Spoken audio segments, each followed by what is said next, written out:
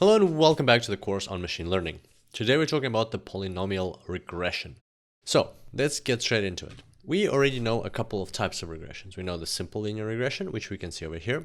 Then we've also discussed the multiple linear regression, which is written out over here.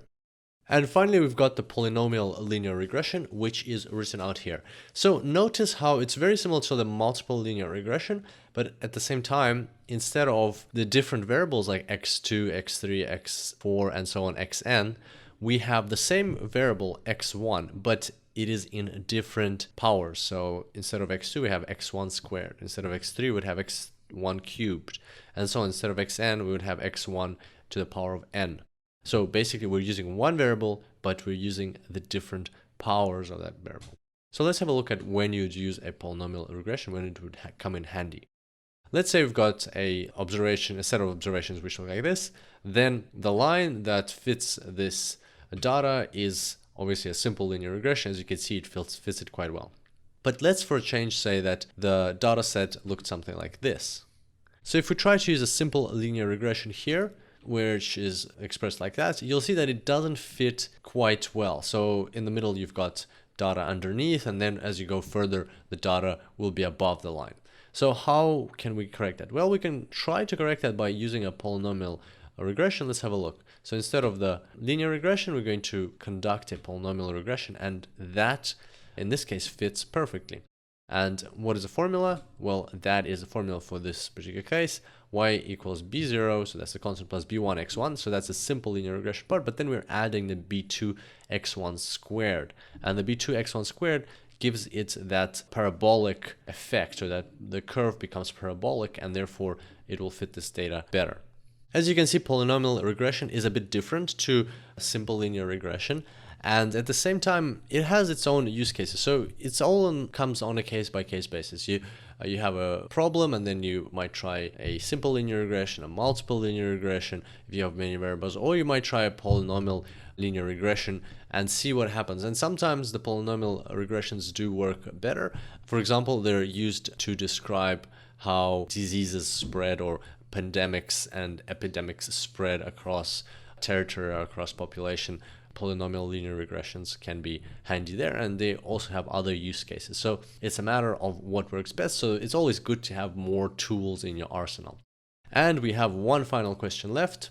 The question is, why is it called linear still, right? So we saw those different powers, squared, cubed to the power of n, and so on. Why is it still called linear?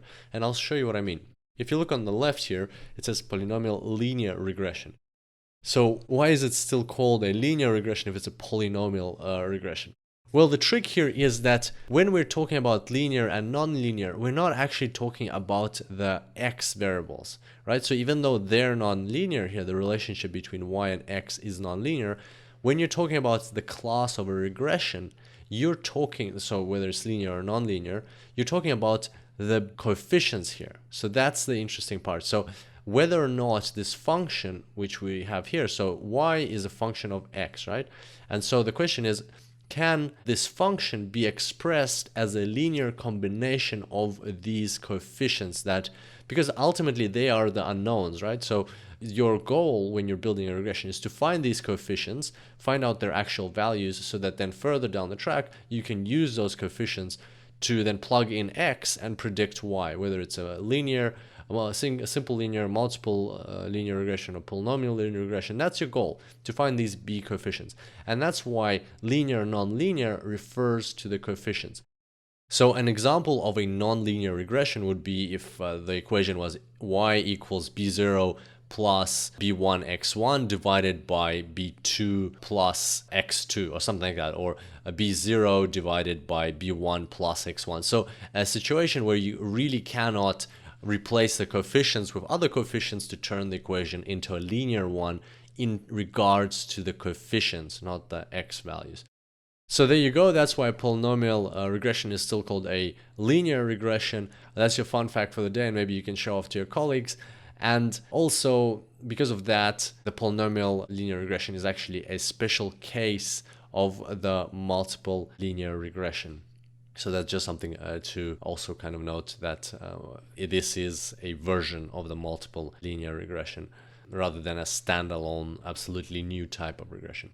So I hope you enjoyed today's tutorial, and I look forward to seeing you next time. Until then, enjoy machine learning.